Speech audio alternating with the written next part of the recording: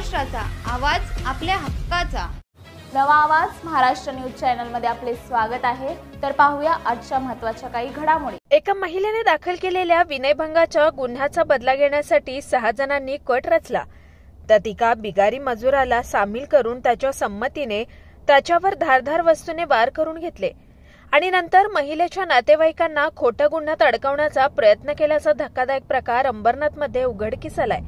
या प्रकरणी आरोपी आकाश अमरजीत गुप्ता, कन्हैया अमरजीत गुप्ता, सिद्धार्थ कैलास गायकवाड, मोनू कश्यप, आदित्य फुलचंद जयस्वार आणि अजित रामबहादूर चौहान या 6 जणांविरुद्ध भारतीय न्याय संहिताच्या विविध कलमांखाली गुन्हा दाखल करण्यात आलाय.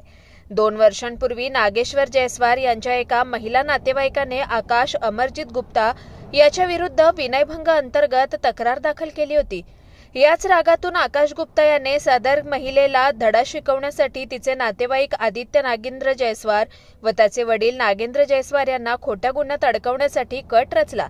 या कटात आकाश गुप्तासह 5 जण सहभागी झाले होते. त्यांनी बेकायदेशीररित्या एकत्र येऊन नियोजन केलं. त्यानुसार कन्हैया गुप्ताने वस्त्र आणला तर मोनू कश्यप आणि आदित्य जयस्वार यांनी ब्लेड आणले.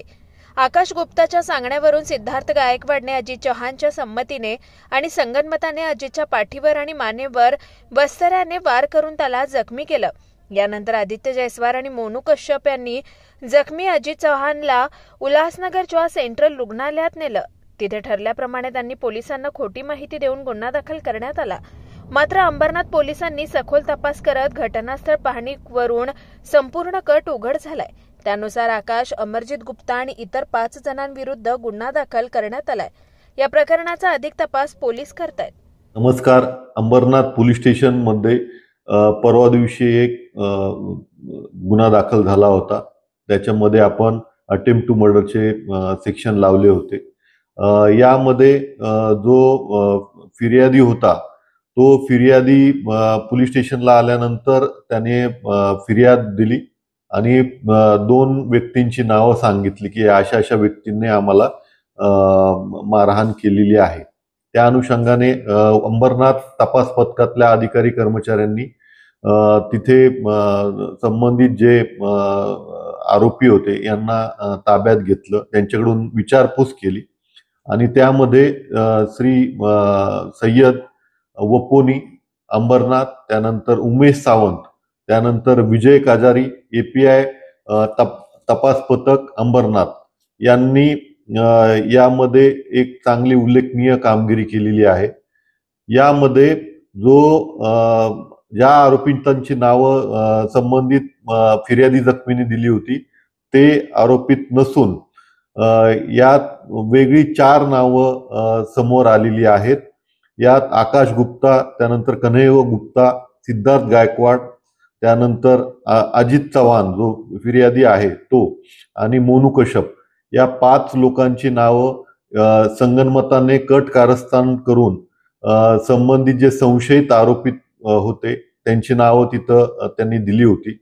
याचं मुख्य कारण जे आहे, यातील जो कट कारस्थान रचणारा जो आकाश गुप्ता आहे याच्यावरती 2 वर्षापूर्वी एक विनयभंगाचा गुन्हा दाखल केला होता. तो गुन्हा संबंधित फिर्यादी याने परत घ्यावा या अनुषंगाने त्यांनी हा खोटा बनाव रचून 307चा गुन्हा केल्याचं त्या फिर्यादीच्या नातेवाईकांनी केल्याचं त्यांनी सांगितलं होतं.